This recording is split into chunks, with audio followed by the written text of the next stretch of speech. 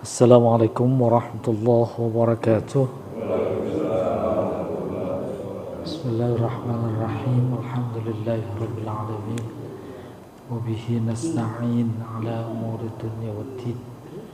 Wassalatu wassalamu ala asrafil anbiya'i wal mursalin wa ala alihi wa sahbihi ajma'in.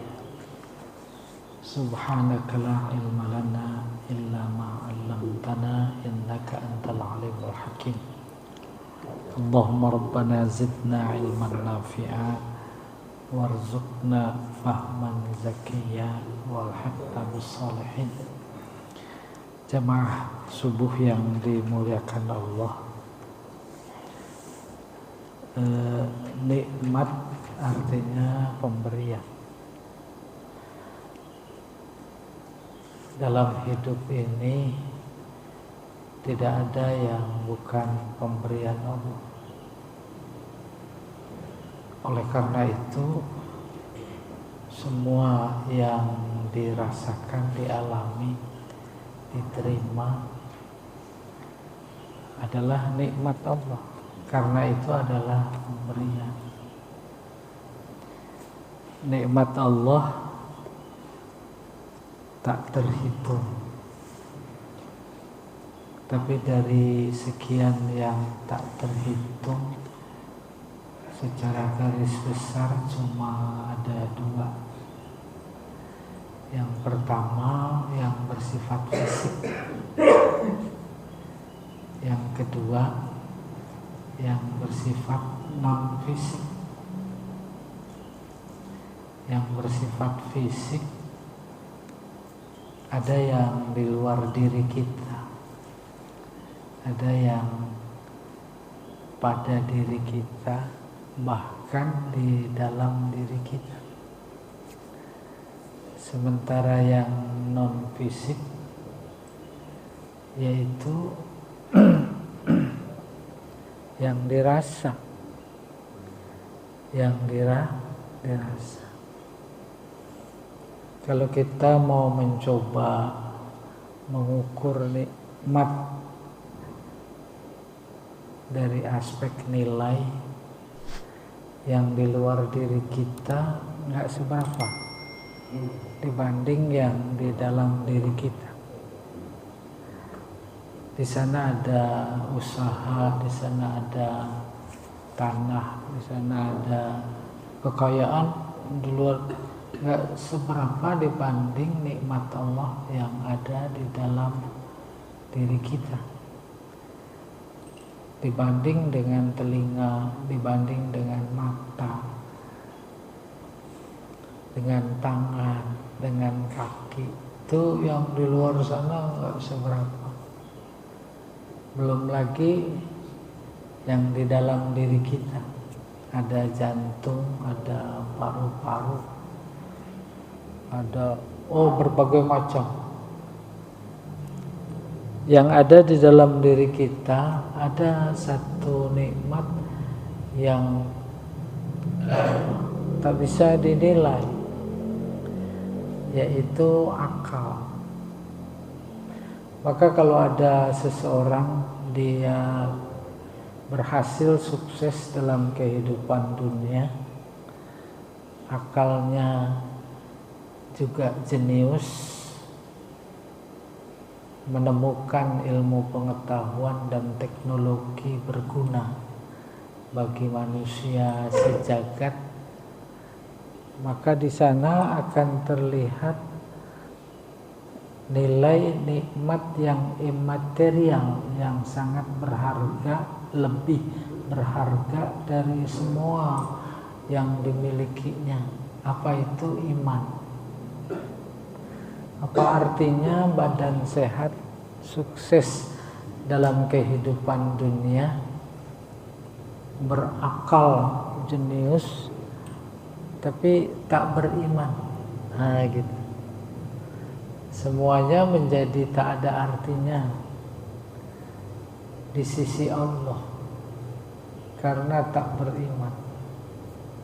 Iman itu yang akan mendorong kebaikan-kebaikan untuk seluruh umat manusia, secara khusus untuk diri kita yang satu-satunya sudut pandang Allah kepada seseorang. Tak berlebihan kalau datangnya langkah kaki kita ke masjid memenuhi panggilannya salat subuh berjamaah, kemudian kita i'tikaf sejenak, tak lain adalah karena dorongan iman. Maka ungkapan syukur kita kepada Allah ini atas nikmat yang satu itu.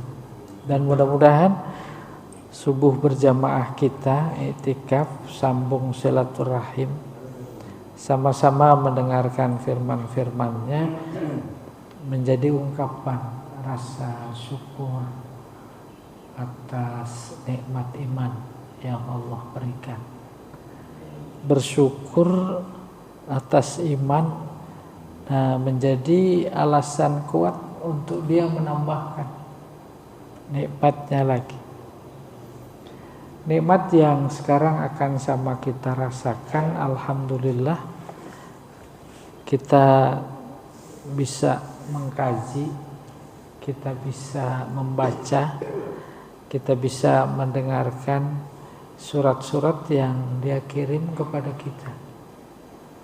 Pagi hari ini masih berada pada surat yang dia kirim, namanya surat Asy-Syams. Untuk mempersingkat waktu, baik kita mulai. Ayatnya kalau tidak salah ini yang ke berapa? Oh, As-Syams dari yang pertama. Oh, baru mulai. Oh. Sekarang As-Syams ya. Oh, saya kira udah pertengahan ya. A'udzubillahi minasyaitonirrajim. Bismillahirrahmanirrahim. Wasyamsi wa duhaha, demi matahari dan waktu duha.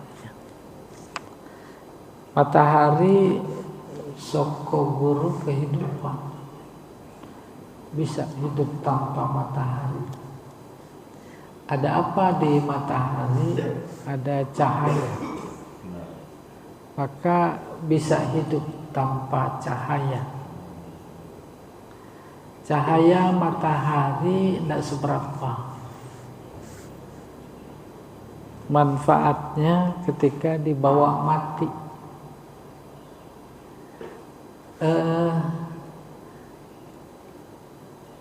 Di sana ada kehidupan lain selain kehidupan dunia, yaitu alam barzakh. Hidup apa mati? Hidup. Dalam hidup alam barzakh butuh cahaya atau tidak? Tuh, matahari menjadi tidak seberapa dibanding cahaya yang dibutuhkan oleh setiap manusia di alam kehidupan lain. Karena itu yang pertama Allah bersumpah menyebut matahari, menunjukkan kebesarannya, kedigdayaannya, dan ketika saja dia menantang, siapa ada Tuhan lain selainku yang bisa membuat matahari dengan berbagai macam keistimewaan, kelebihan, keutamaan, jawabnya tidak ada, maka di situ sekaligus menunjukkan keesaannya. Nggak ada yang bisa bikin, cuma dia. Matahari menunjukkan kedigdayaannya, kebesarannya, sekaligus keesaan. Inti matahari dalam kehidupan sebagai nikmat adalah cahaya. Tidak ada cahaya siang kalau nggak ada duha. Matahari dalam proses terbit itu yang dilarang, sholat waktu yang haram. Baru kemudian lingkarannya sudah sempurna terlihat di ufuk timur, itu namanya syuruk atau isyraq. Baru mulai sholat sunat isyraq. Lalu meninggi terus sampai setinggi tombak, itu namanya duha. Begitu pentingnya duha, maka disebut dalam sumpahnya.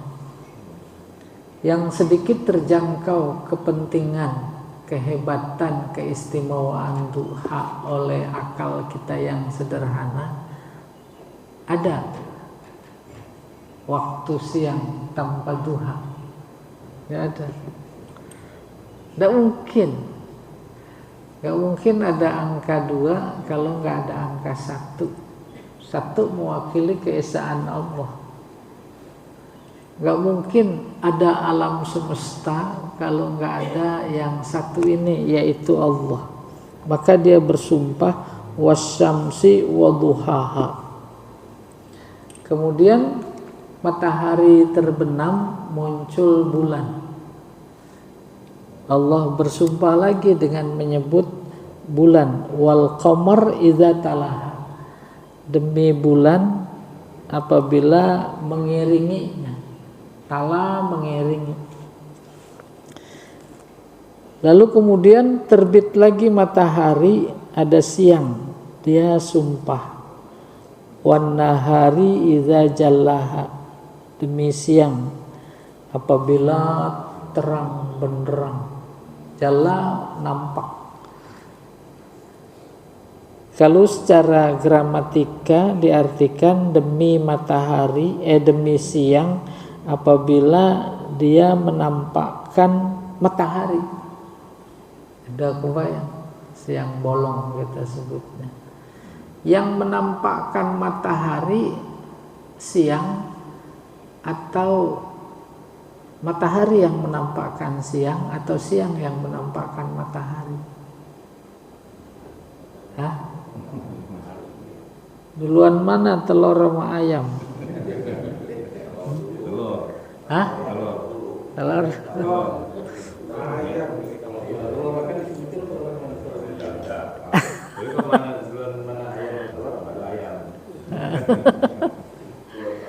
Jadi mikirin segitu saja puyeng gitu. Apalagi bikin siangnya, apalagi bikin mataharinya. Siang hilang, muncul malam. Walaili idza yaghshaha. Apabila malam menutup matahari, gelap.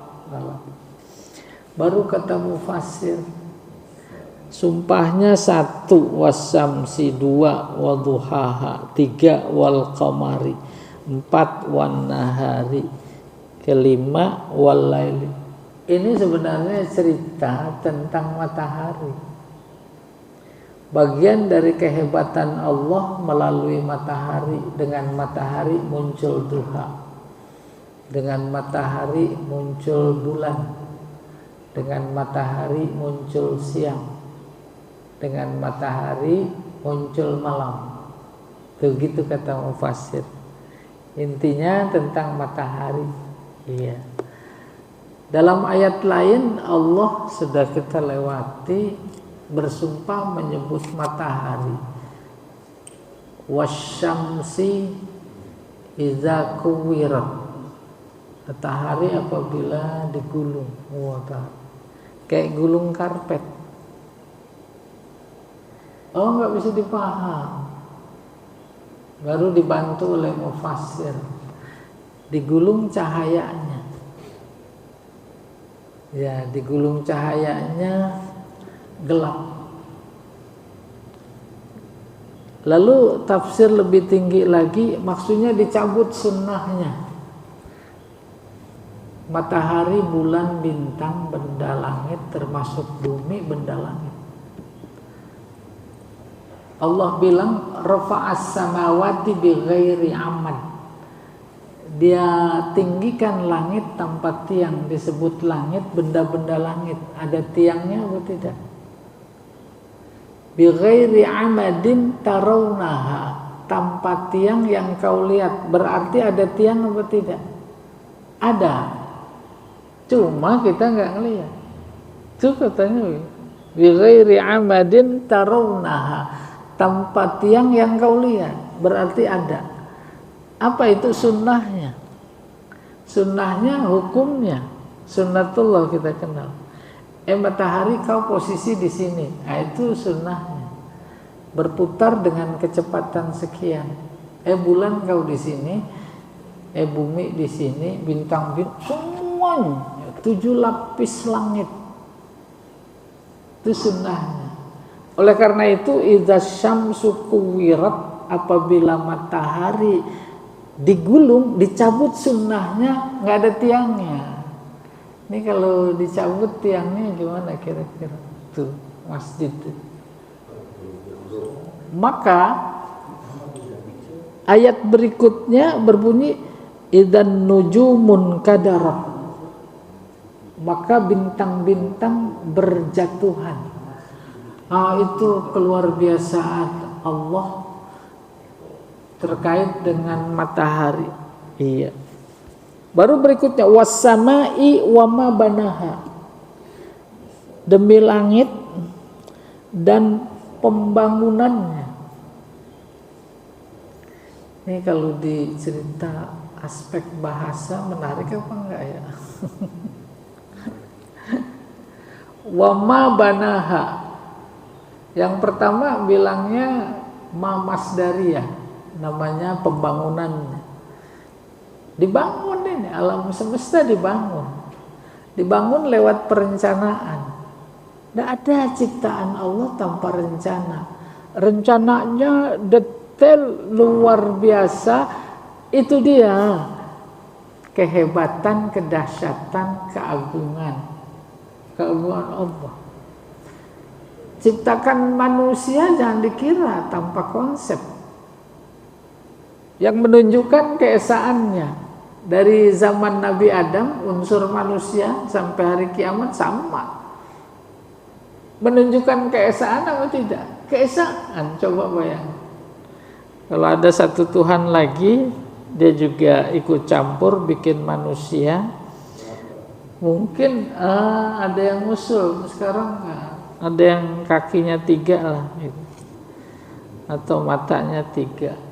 Kayak begitu menunjukkan keesaannya. Wasama, demi langit. Di mana Allah menyebut langit, itu maksudnya benda-benda yang ada di langit. Dia sebut ciptaannya sebagai sumpahnya. Sumpah adalah penegasan terhadap apa? Terhadap sesuatu yang akan diinformasikan kepada kita. Nanti ini diinformasikan. Demi langit dan pembangunannya. Yang kedua, ma bimakna man, demi langit dan orang yang membangunnya. Siapa? Ya dia sendiri. Berikutnya wal ardi, demi bumi, wama tohaha, dan yang dihamparkan, demi keterhamparannya. Siapa yang menghamparkan bumi? Gitu kurang lebih. Menghampar dalam artian sederhana, kita melihat ada pekerja pembangunan masih tinggi rendah tanahnya, terus diratain. Bumi diratain. Bukan cuma persoalan bahwa Allah menyampaikan bumi itu rata. Secara ilmiah bumi itu bulat. Tapi sekaligus menunjukkan betapa kecilnya manusia kita dibanding bumi. Maka bumi terasa rata. Dulu pernah saya bilang, kata semut gubah Istiqlal itu rata. Kenapa? Karena kecilnya semut. Kayak begitu hubungan kita dengan ratanya bumi. Sehingga kita bisa beraktivitas. Berikutnya, sumpah tadi sebelumnya itu dia menyebut ciptaannya di alam semesta. maka kemudian sekarang menukik kepada diri kita, pada manusia. Dari sekian ciptaannya yang paling unggul, paling dia muliakan, bahkan diberi SK sebagai khalifah manusia. Maka dia menyebut wa nafsi wa ma sawwaha, demi manusia, jiwa manusia, manusialah. Wa ma sawwaha, mana nafsin di sini artinya manusia? Secara khusus Allah mentitah kita menyebut nafas. Kita semua mati. Kullu nafsin, semua manusia. Lebih luas lagi, semua yang hidup. Wa nafsi wa ma sawwaha, demi jiwa, jiwa manusia dan kesempurnaannya. Udah kebayang kesempurnaan diri kita. Manusia memiliki dua unsur, tetapi kemudian dianalisis lagi memiliki tiga. Kita yang dua unsur saja. Kalau tiga unsur penting juga agar bisa dibedakan. Yang pertama unsur hidup, gak bisa ditinggalkan pada diri manusia unsur hidup. Sebab sejak nutfah itu udah ada hidup, terus jadi alaqah, jadi mudghah, jadi izam, fakasawnal izama lahma, itu unsur hidup. Yang kedua unsur jasmani, dari nutfah itu sudah jasmani, kemudian jadi alaqah, jadi mudghah, lalu berbentuk manusia. Nah baru yang ketiga unsur ruh. Ruh. Kambing ada ruhnya apa tidak? Hah? Nah, ini nggak doyan kambing kayaknya. Kambing nggak ada ruhnya. Nyawa kan kalau punya sawah. Nyawa. Ya. Apa nyawa? Coba berani nyebut nyawa-nyawa, apa nyawa? Sama di tengah masyarakat kayak gini. Dalam agama cuma ada takdir, qada, qadar. Masuk nasib, itu mau udah nasib. Apa nasib? Oh gitu. Oke. Binatang tak ada ruh. Emang gak ada informasinya. Ketika dia masih di perut ibunya, ada gak informasi? Aku tiupkan ruh. Ruhnya ruh Allah.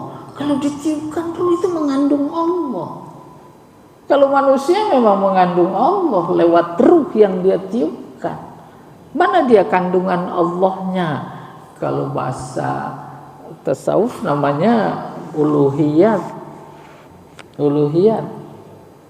Allah Rahman, kita Rahman apa? Allah Rahim, kita Rahim. Allah Qadir, kita Qadir. Dan seterusnya, itu lewat ruh.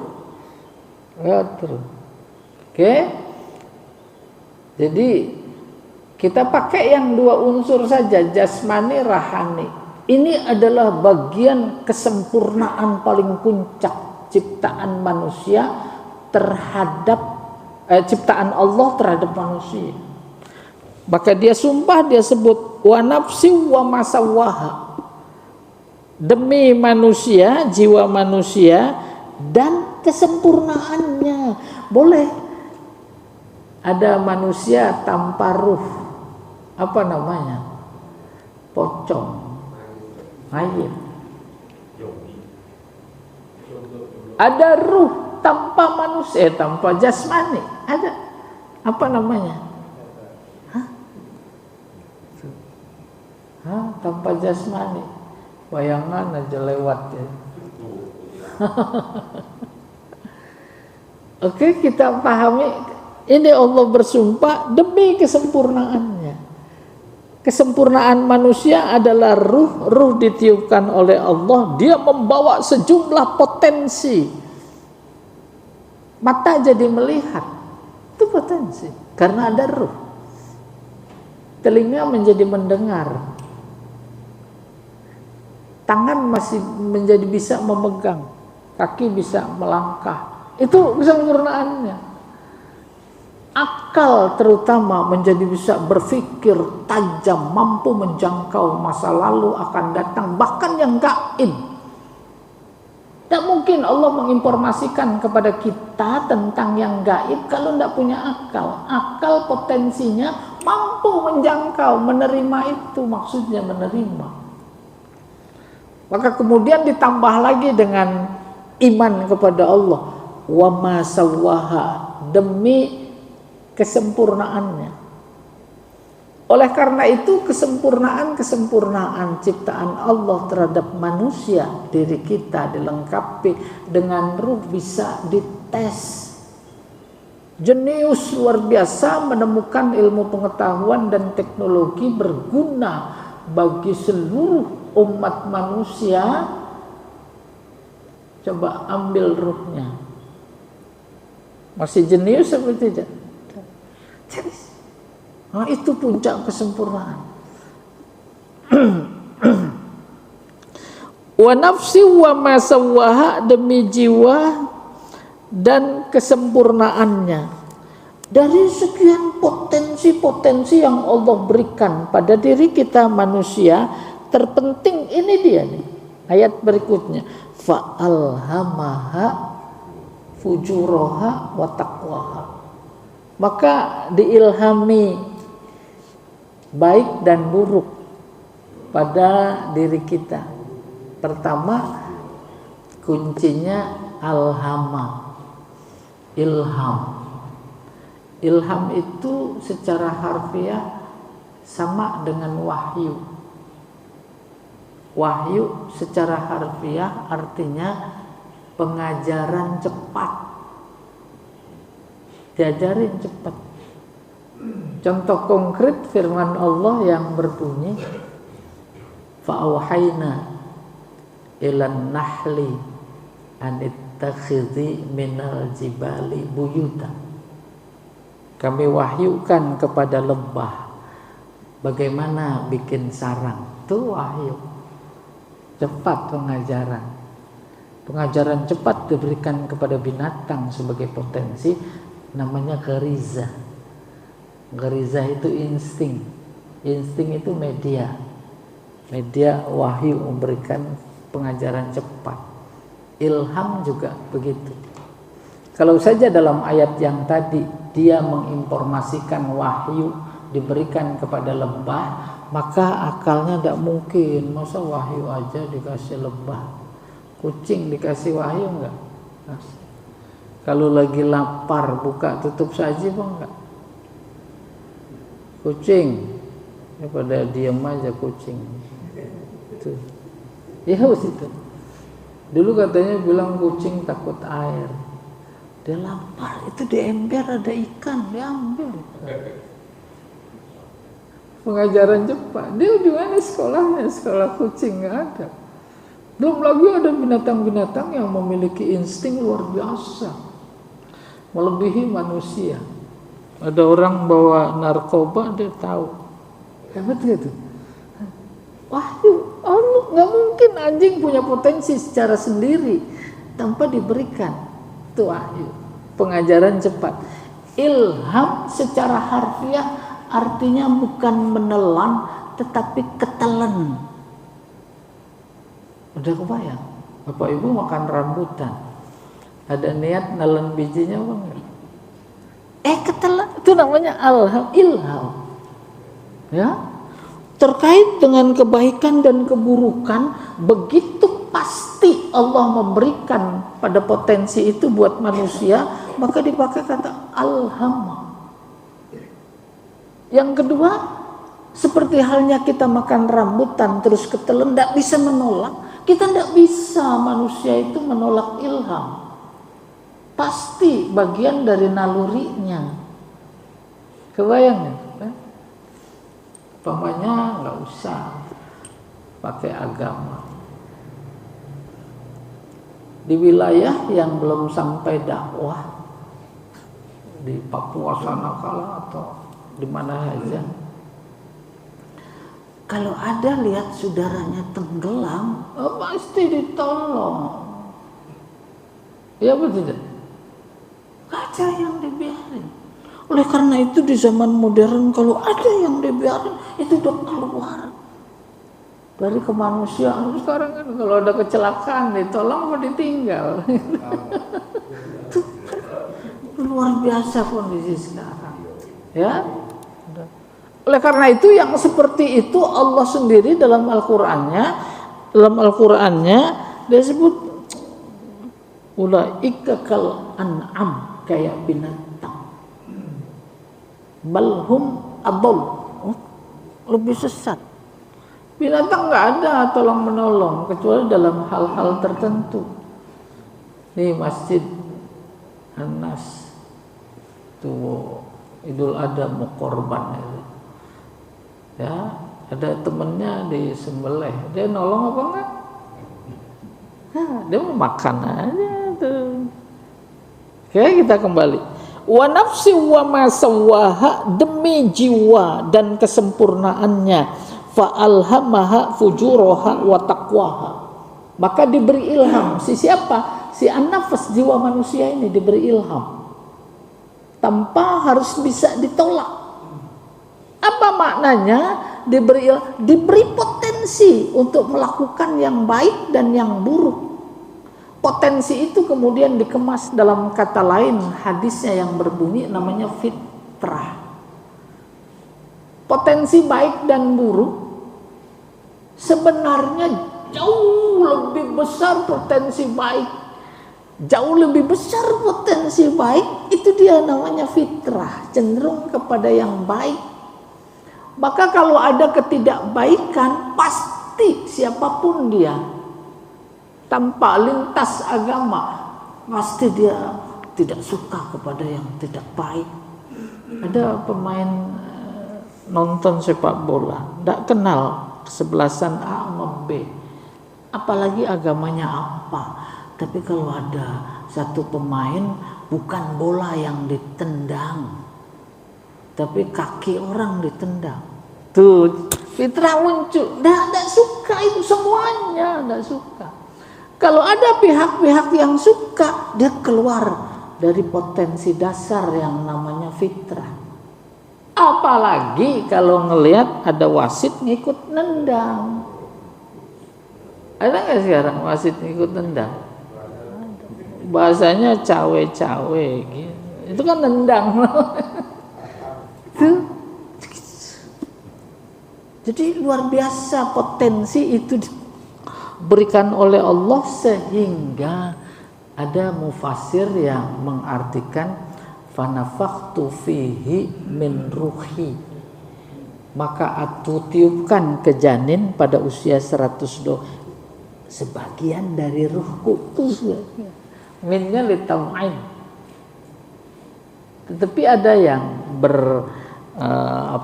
berhati-hati, bukan litab'id, bukan bagian dari ruhku, akan tetapi aku tiupkan sebagian dari ruh ciptaanku, gitu. Dia menghindar secara teologis. Tapi dua-duanya benar, apalagi di kalangan para tasawuf, ruh yang Allah tiupkan ke dalam diri kita membuat orang itu bisa menyatu dengan Allah. Nyatu bukan dalam artian fisik, ya, dibuktikan dalam sejarah ilmu tasawuf. Bagaimana menyatunya? Seorang sufi namanya Abu Yazid Al-Bustami. Ada orang datang, assalamualaikum. Dia dari dalam jawab waalaikumsalam. Lalu dia tanya, siapa di luar? Saya. Mau ketemu saya. Siapa? Mau ketemu Abu Yazid Al-Bustami. Apa kata dia? Abu Yazid tidak ada. yang ada Allah. Itu simbol yang ada Allah. Gimana, udah bisa diterima apa enggak? Kalau enggak diterima bubar. Sehingga dalam konteks ada, kita ini dan semua alam semesta enggak ada. Kita enggak ada. Kenapa enggak ada? Karena adanya kita akan tidak ada. Apa artinya ada kalau akan? Ya namanya enggak ada. Oke, kita teruskan. Fa'alhamaha fujuraha wa taqwaha. Tinggal kita di samping diberi potensi, diberikan juga akal. Potensi fitrah maksudnya. Akal kita nanti yang kita isi dengan apa, sehingga senantiasa cenderung kepada yang baik. Nanti kita diskusikan ini. Qad aflaha man zakkaha. Sungguh beruntung orang yang senantiasa berusaha membersihkan jiwanya. Punya dua potensi, baik dan buruk. Maka Allah menginformasikan kepada kita kesadaran, nih banyak buruk, bersihkan. Untung, bersihkan. Apa kuncinya? Kuncinya iman. Maka iman isinya amal. Amal dalam konteks iman adalah ibadah. Ibadah-ibadah yang kita lakukan sebenarnya kita sedang membersihkan jiwa kita. Bukan cuma yang wajib, tetapi juga yang sunnah. Dan dalam pandangan Islam, tak ada aktivitas seorang mukmin muslim kecuali adalah ibadah. Dan itulah yang dimaksud wa ma khalaqtul jinna wal ins illa liya'budun. Ibadah, duduknya ibadah, mendengarnya ibadah, berjalannya ibadah, memberinya ibadah, mengambil juga, menerima pemberian. Gak ada yang bukan ibadah. Ketika itu disadari betul dalam melakukan aktivitas untuk difokuskan sebagai ibadah, itu namanya beruntung. Kenapa? Karena kita membersihkan. Qad aflaha man zakkaha. Sungguh beruntung. Bukan cuma informasi bahwa yang membersihkan adalah beruntung. Kedua, keberuntungan bukan cuma di dunia, tapi di akhirat juga. Bisa jadi dianggap menjadi sebab ketidakberuntungan bagi orang-orang yang tak suka dengan kebaikan. Buktinya apa? Tuh masuk penjara. Pandangan mereka itu ketidakberuntungan karena buktinya masuk penjara. Bahkan dijadikan rasionalitas mereka untuk mengkerdilkan, untuk mengecam Islam. Islam nggak beruntung. Yang baik-baik masuk penjara. Nanti ditomlembongkan semua ini. Nah, itu kan. Itu. Nah, iya. Yang kedua yang saya maksud, ini informasi tapi dibaliknya perintah. Perintahnya apa itu? Bersihkan, tingkatkan kedekatan diri kepada Allah. Wa qad khaba man dassaha. Dan sungguh khaba, rugi man dassaha. Dassaha menginjak pada mulanya. Injak-injak jiwa yang dia berikan. Apa maknanya? Lawan dari zakah, tidak membersihkan. Ketika ada perintah, kita tahu itu perintah, lalu kita langgar, itu namanya menginjak. Siapa yang diinjak? Jiwanya sendiri. Jiwanya sendiri yang diinjak. Baru kemudian Allah cerita contoh konkret terkait siapa yang membersihkan, siapa yang menginjak-injak, yaitu umat Nabi Saleh. Insya Allah pada pertemuan berikutnya. Ya, sampai di sini. Kazzabat Samudu bitaqwaha. Maka lewat majlis tafsir ini kita menjadi dapat informasi secara khusus surat Asy-Syams itu tentang umat Nabi Saleh. Nabi Saleh luar biasa. Sebelum Nabi Ibrahim diceritain ada mukjizatnya, yaitu naqatallah, onta. Bukan onta itu yang padang pasir. Onta keluar dari batu. Terus mereka nantangnya, kalau kamu Nabi keluarin tuh onta dari batu, perempuan lagi hamil. akhirnya dibunuh. Itu contoh puncak kedurhakaan yang boleh dibilang simbolik. Bukan soal ontanya, kita juga banyak diberikan onta, yakni kebenaran dari Allah, lalu kita dustakan, akhirnya udah diturunkan azab. Wallahu a'lam bishawab. Ini dulu, silahkan Pak Rahmat. Terima kasih Bapak yang luar biasa, Syams. Jemaah sekalian, katanya banyak masalah mengenai ayat ya. Silakan. Assalamualaikum warahmatullahi wabarakatuh. Kalau dalam surat Asy-Syams ini seperti contoh yang lainnya, menurut dari tata bahasa, makanya itu gimana? Oh iya. Iya. Jadi ini gender ya dalam bahasa. Ada maskulin, ada feminin. Ada muzakkar, ada muannas. Kategori, ada laki dan perempuan. Matahari dikategorikan perempuan. Bahasa.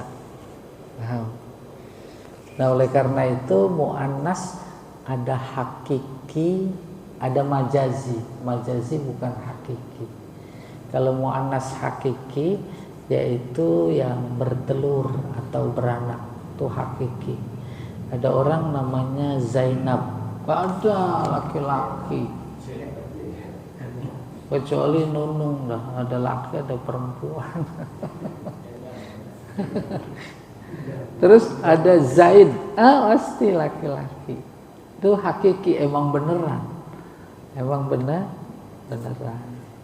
Ada yang bukan beneran, kategorinya majazi, diantaranya matahari, yaitu perempuan. Maka kata gantinya ha. Oh, bahasa Arab luar biasa, udah setengah wahyu. Kalau ada ha, ini pasti ke matahari. Tapi kalau bulan muzakkar hu. Tuh. Itu namanya majazi.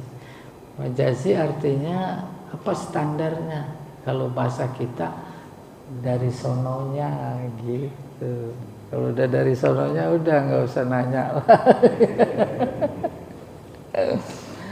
Apa ada ciri-cirinya? Ciri-cirinya yang menakutkan.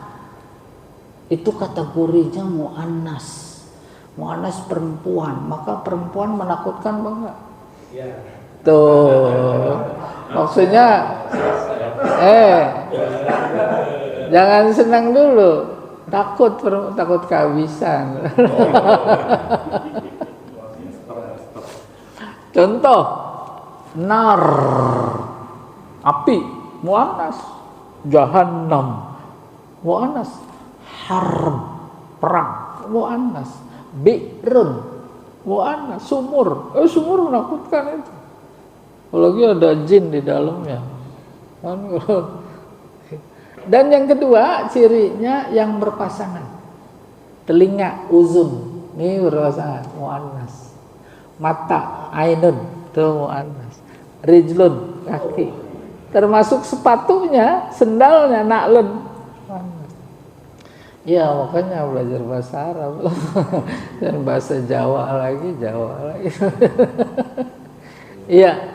Allah a'lam bishawab. Ada lagi ya? Ya Pak. Apa? Assalamualaikum warahmatullahi wabarakatuh. Dalam ayat ini kan 1-7 semua kayak demi Pak. Iya. Itu apa kan? Tuhan itu bersumpah kepada manusia supaya manusia itu lebih yakin gitu Pak. Kita dengan teman sumpah kayaknya, nah itu kan lebih meyakinkan gitu. Apakah tidak sama buat Tuhan untuk meyakinkan kepada manusia dan sini Tuhan bersumpah. Betul. Jadi sumpah fungsi sentralnya memperkuat. Bahasa Pak Chandra tadi meyakinkan betul. Kajian bahasa, sumpah seharusnya 1 cukup. Maka kalau lebih dari 1 berkali-kali menunjukkan objek atau lawan bicara itu terlalu banget. Ingkarnya terhadap Allah. Bahkan ingkar terhadap Allah maksudnya seperti disebutkan fungsi sentral dakwah, tema sentral dakwah kebangkitan. Mereka luar biasa ingkar terhadap kebangkitan. Allah datang memberi informasi bahwa kebangkitan itu ada. Apa puncak keingkaran mereka terhadap kebangkitan? Bisa jadi juga sekarang nggak ada, nggak mungkin, udah mati tulang belulang kok hidup lagi. Bahkan puncaknya dia menuduh Allah. Nggak mungkin Allah, nggak mampu Allah. Tuh tuduhannya gitu kalau dikonkretkan. Allah tidak mampu menghidupkan yang sudah mati, bukan cuma manusia, semua yang hidup. Maka Allah jawab, menunjukkan kebesarannya yang lain matahari. Maknanya menghidupkan orang yang sudah mati itu kecil dibanding dengan menciptakan matahari. Apalagi dari surat An-Naba, udah dikasih tahu, dikirim Nabi kitab suci, masih nggak juga percaya sama kebangkitan. Maka Allah bilang, kalla sayalam, nanti kamu tahu. Kalla, summa kalla sayalam.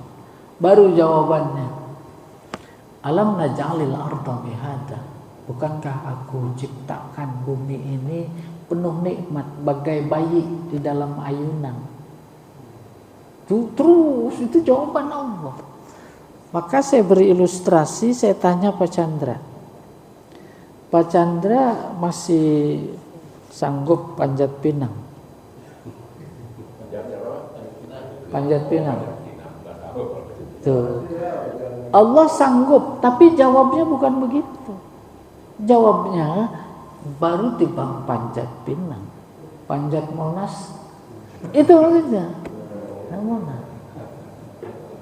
Ketika kamu tidak mampu membangkitkan, bukan dia jawab aku mampu, bukan begitu, atau aku tidak mampu, tapi dia sebut kekuasaannya, kedikdayaannya yang lain. Alam naj'alil arda mihada wal jibala autada wa khalaqnakum azwaja wa ja'alnakum, dan seterusnya. Tuh dia seperti itu. Jadi jawabnya tadi saya ajarin, kalau ada orang nanya, mungkin ibu di rumah nanya, kalau ibu nanya saya ajarin jawabnya, baru dibang panjat pinang. Wallahu a'lam bishawab. Iya, demikian. Ada lagi? Ayo.